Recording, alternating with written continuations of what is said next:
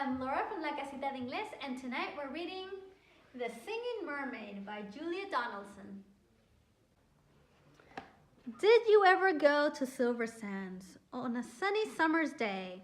Then perhaps you saw the mermaid who sang in the deep blue bay.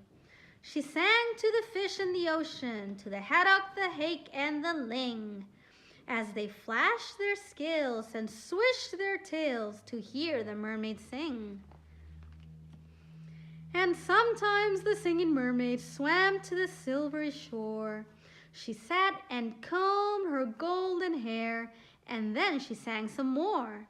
She sang to the cockles and mussels, she sang to the birds on the wing, and the seashells clapped and the seagulls flapped to hear the mermaid sing.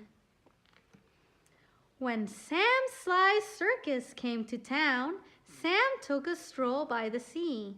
He heard the mermaid singing, and he rubbed his hands with glee. He said, "I can make you famous. I can make you rich," he said. "You shall swim in a pool of marble and sleep in a fine feather bed.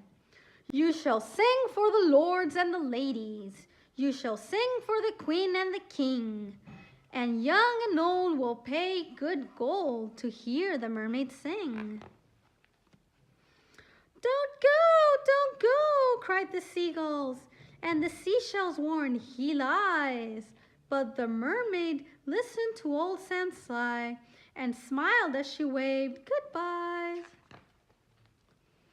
And he took her away to the circus, and she sang to the crowds round the ring, and more came the defeating roar when they heard the mermaid sing. Now the mermaid shared a caravan with Annie the acrobat, and Ding Dong the circus dogs, and Bella the circus cats.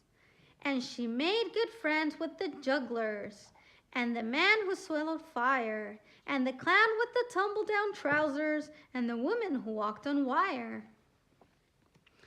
But she wasn't friends with old Sam Sly. No, she didn't care for him, for he made her live in a fish tank where there wasn't room to swim, and there was no pool of marble, there was no feather bed. And when she begged him, "Set me free," he laughed and shook his head. All summer long the circus toured, all autumn, winter, spring, and many a crowd cheered long and loud to hear the mermaid sing. But the mermaid dreamed of silver sands, and she longed for the deep blue sea. And her songs grew sad, and again she said, "I beg you, set me free." But again he laughed, ha ha, and shook his head. And he told her, "No such thing. Here you will stay while people pay to hear the mermaid sing." At Silver Sands, a seagull was flying to his nest when on the breeze he heard a song, the song which he loved the best. And he followed the song to the caravan. Sam Sly was about to lock it. The seagull watched as he turned the key and slipped it inside his pocket. The seagull waited till Sam had gone. Then he perched on the window sill and tap, tap, tap at the window. He tapped with his yellow bill. Come back to Silver Sands. It's only a mile away. I can find the key and set you free, and you'll come back home to the bay." "Escape!" barked the dogs. "Escape!" meowed the cats. But the mermaid sighed. "I'd fail, for how could I walk to Silver Sands when I only have a tail?" "Like this!" cried Annie the acrobat, and she stood up upon her hands. "This is the way, the only way to get to Silver Sands. Right hand, left hand, tail up high. There's really nothing to it.